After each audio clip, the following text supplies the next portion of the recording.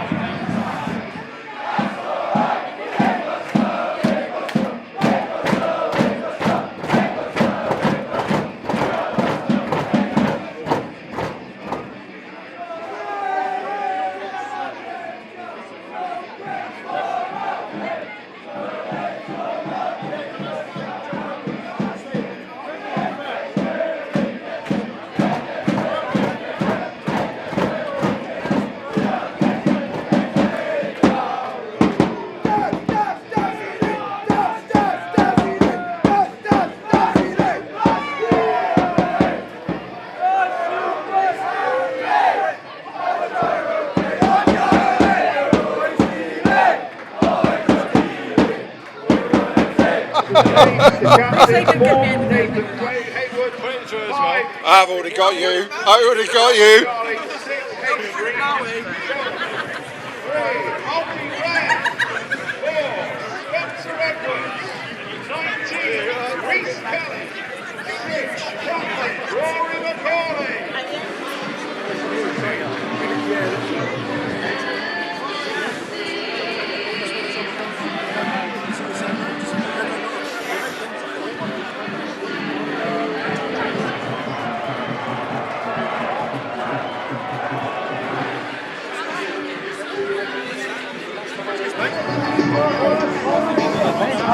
Connor, come on!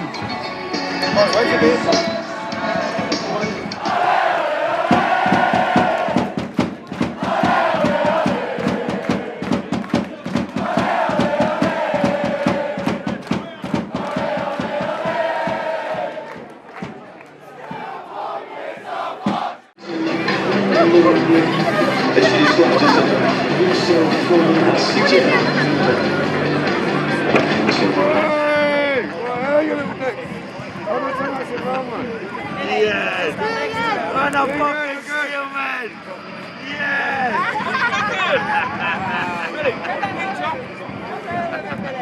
Watch beside it. Other side, watch her on. Where did they go? Facebook.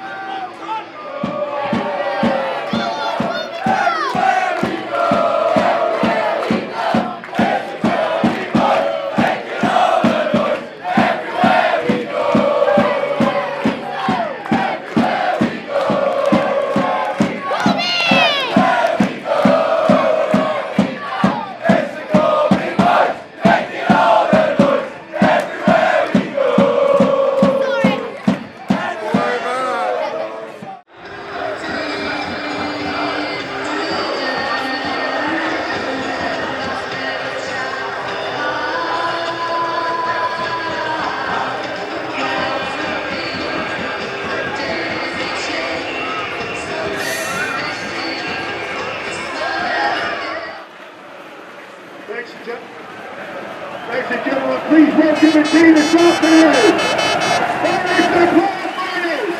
Corby Town versus Worcester City. 16, Matt Sen, and number 13, Eric Street. Thanks to our mascots. Give a big cheer to the mascots. And your other team on the pitch, referee David Hinton, assisted by Jonathan Hodges and Ellis Douglas. Fourth official, Jamie Condy.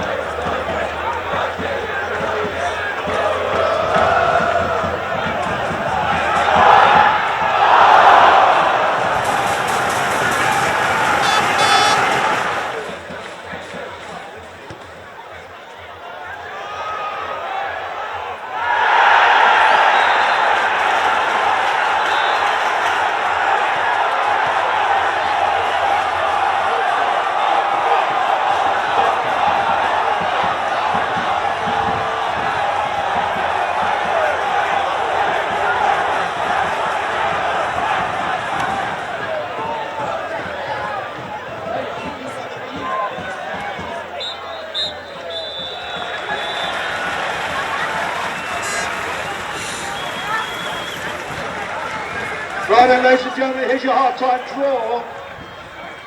£438.50 for this winning ticket number.